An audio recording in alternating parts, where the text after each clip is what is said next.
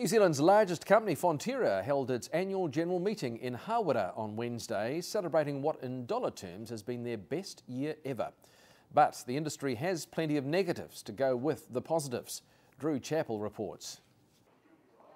In the shadow of the mighty Mount Taranaki, similarly mighty Fonterra held its yearly powwow back at the home of modern dairy farming, Hawera.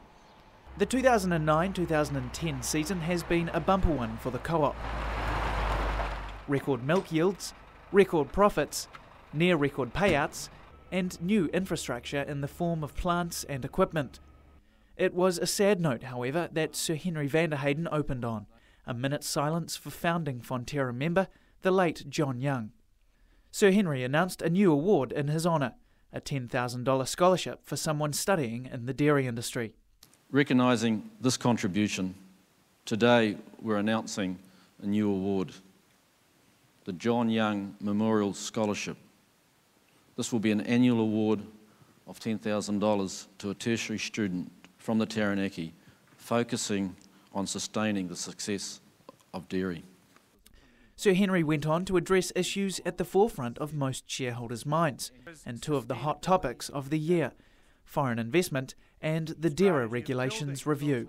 Global demand for food means everybody and everyone is eyeing up New Zealand as a production base. Keeping our farms and our productive resources in local hands is about protecting our competitive advantage in the world. Moving on to DERA, the message was simple. We absolutely support the need for a competitive milk market in New Zealand, but it's clear that the industry has moved on since DERA was put in place 10 years ago.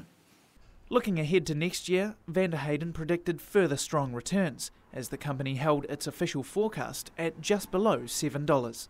2010-2011 wasn't the easiest start to the season, but it's now shaping up well. We've had a record company peak. It looks like farmers' returns will be somewhere between $6.80 and $6.90 in their hands for this year.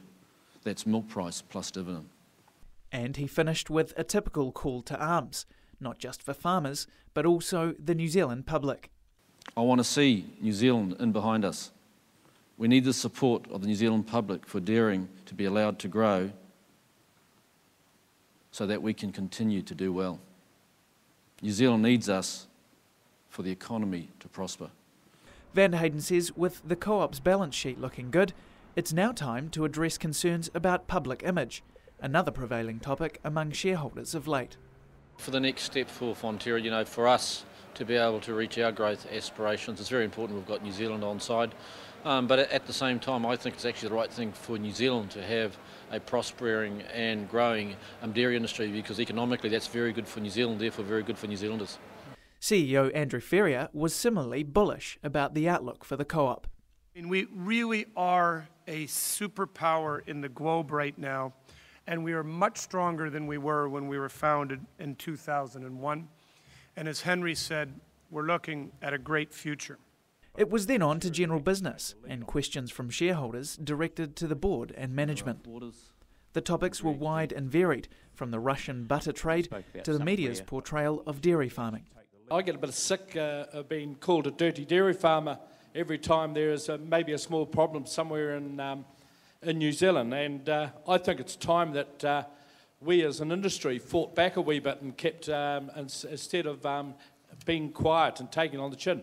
Sustainability is on the board agenda, and you'll see us put a lot of energy behind this. And I know as a cooperative, as an entity, if we all start heading in the same direction, the board, the council and our farmers, we can actually do anything. And I think as we go through that process, it'll be quite easy to get New Zealand on side.